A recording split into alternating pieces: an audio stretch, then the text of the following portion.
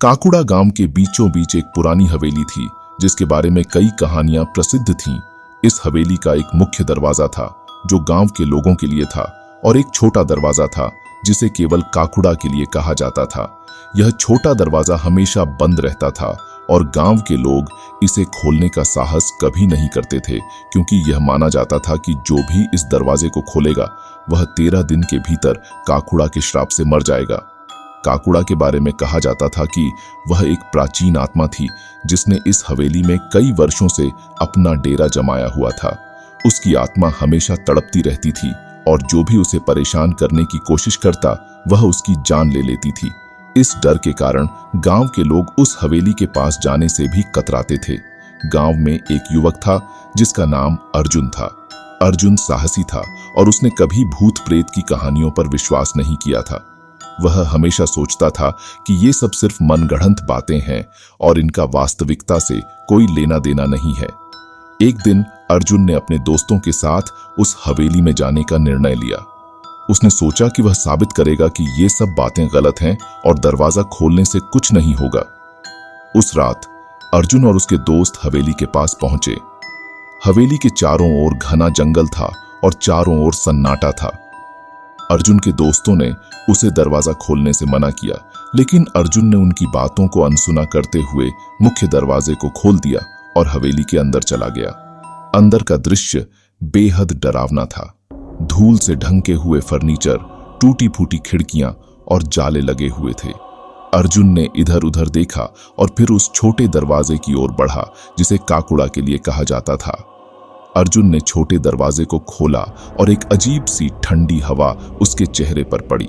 दरवाजा खोलते ही एक भयानक चीख सुनाई दी और अर्जुन के दोस्तों ने देखा कि अर्जुन का चेहरा डर से सफेद हो गया है। अर्जुन ने दरवाजे को तुरंत बंद कर दिया और बाहर भाग आया। उसके दोस्तों ने उससे पूछा कि अंदर क्या हुआ, लेकिन अर्जुन कुछ भी बोल नहीं पाया। वह बस चुपचाप अपने घर चला गया। अर्जुन के घर पहुंचने के बाद उसे रात को अजीब अजीब सपने आने लगे। उसने देखा कि एक भयानक चेहरा उसके सामने आ रहा है और उसे मारने की कोशिश कर रहा है। अर्जुन को हर रात ये सपने आने लगे और उसकी हालत दिन ब दिन खराब होती गई। उसके दोस्तों ने उसे कई बार पूछा कि क्या हुआ, लेकिन अर्जुन ने कभी कुछ नहीं बताया।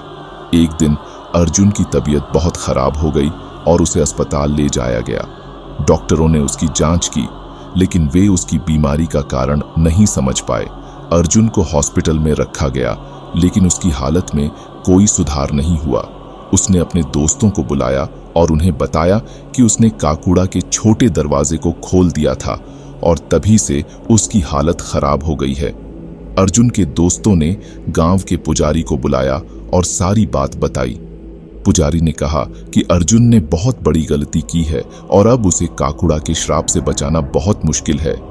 पुजारी ने कुछ मंत्रों का जाप किया और अर्जुन के ऊपर पानी छिड़का, लेकिन अर्जुन की हालत में कोई सुधार नहीं हुआ।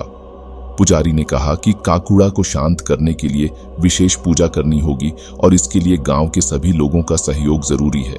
उन्होंने बताया कि इस पूजा में सभी को मिलकर काकुड़ा से माफी मांगनी होगी और उसके श्राप को समाप्त करने के लिए प्रार्थना करनी होगी। गांव के सभी लोग एकत्रित हुए और पूजा की तैयारी शुरू हुई। पूजा की रात सबने देखा कि हवेली के चारों ओर अजीब अजीब घटनाएं हो रही हैं। हवेली से भयानक चीखें सुनाई देने लगीं और चारों ओर धुआं फैल गया। पुजारी ने अपने मंत्रों का जाप शुरू किया और सभी लोग प्रार्थना में शामिल हो गए। अचानक हवेली का मुख्य दरवाजा खुल गया और एक भयानक आकृति बाहर निकली। सबने देखा कि वह काकुड़ा था, जिसका चेहरा बेहद भयानक था और उसकी आंखों में आग की लपटें जल रही थीं।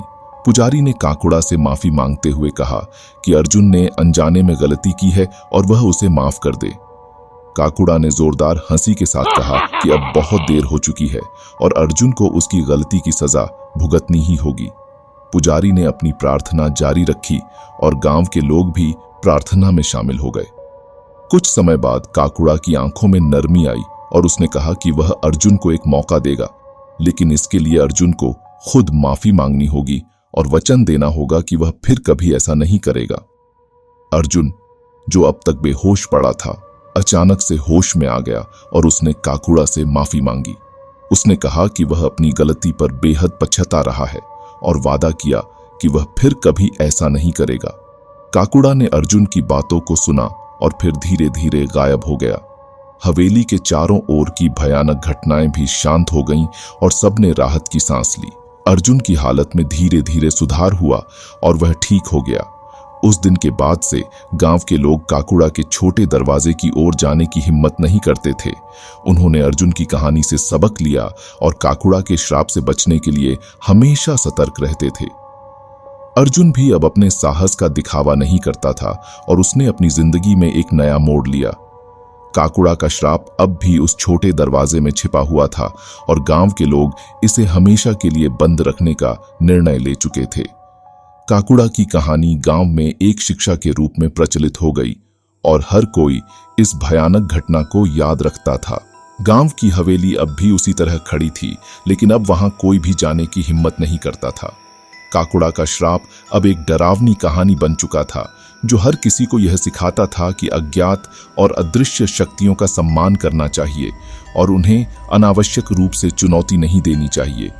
अर्जुन की कहानी से यह भी पता चलता है कि कभी-कभी अज्ञानता और अंधविश्वास हमें बर्बाद कर सकते हैं, लेकिन यदि हम समय रहते समझ जाएं और सही मार्ग पर चलें तो शायद हम अपने आप को और अपने प्रियजनों को किसी बड़ी विपत्ति से बचा सकते हैं। काकुड़ा का श्राप अब भी गांव के लोगों के दिलों में बसा हुआ था और वह हवेली हमेशा के लिए एक भयानक कहानी का प्रतीक बन गई थी। काकुड़ा की आत्मा शायद अब भी वहां कहीं भटक रही हो, लेकिन गांव के लोग अब उसे परेशान करने की हिम्मत नहीं करते थे।